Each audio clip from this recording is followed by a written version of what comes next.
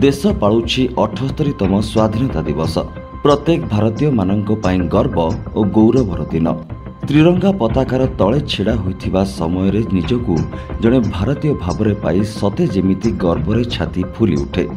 Base धूमधाम रे देशर कोण अनुकोण रे विभिन्न प्रकारर कार्यक्रम माध्यम रे पालन करिथांती प्रत्येकटी भारतीय। तेबे पुरी जिला डेलांग ब्लॉकर पुराना डेलांग और गुंडुची पाटणार किछि चाषी भाई मिसी नियारा ढंगरे पालन करिसेंती स्वाधीनता दिवस। चाष बिलरे काम करिबा सहित स्वाधीनता दिवस को आनंदर सहित पालन करिसेंती चाषी भाई माने।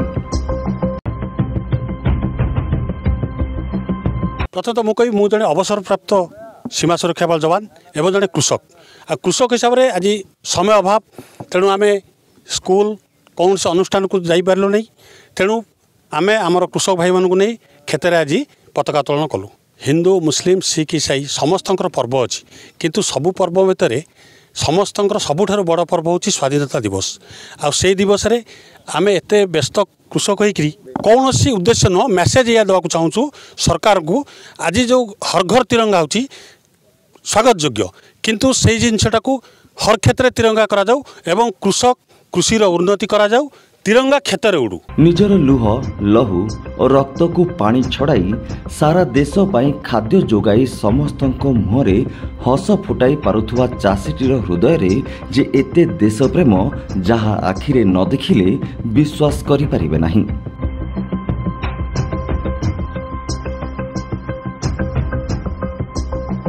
निज बिल को चाष काम करिबा पई बाहरी थिबा समय रे निज हाथ रे जातीय पताका धरी मुंडरे धान तली धरी बाहरी थिले बिल रुआइबा पई।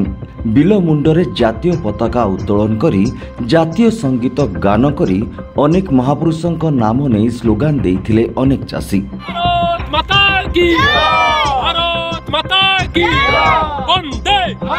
78तम स्वाधीनता तंत्र दिवस यही दिवसटा सबुठी पालन कराउछि। यह एक गणपर्व अटे सारा भारतवर्ष रे पालन करिया बेले आमे आज कृषक साथी मानक नहीं कृषक बंधु मानक नहीं आमे आज आम बिल रे पालन करछु।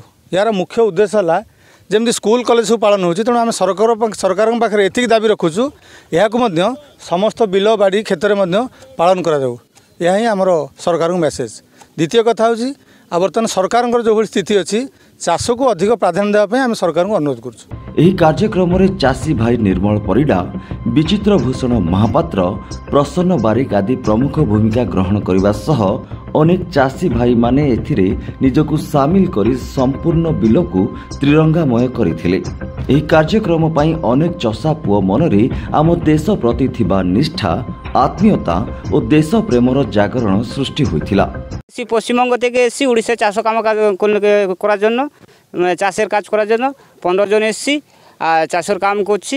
আর জাতীয় পতাকায় ভাইরে কাম হচ্ছে বিল জাতীয় পতাকা উত্তোলন হচ্ছে 15 আগস্টে এই বড়িয়া লাগুছি। पुरी जिला डेलांगरू निरंजन नायकों रिपोर्ट ओडिशा एक्सप्रेस।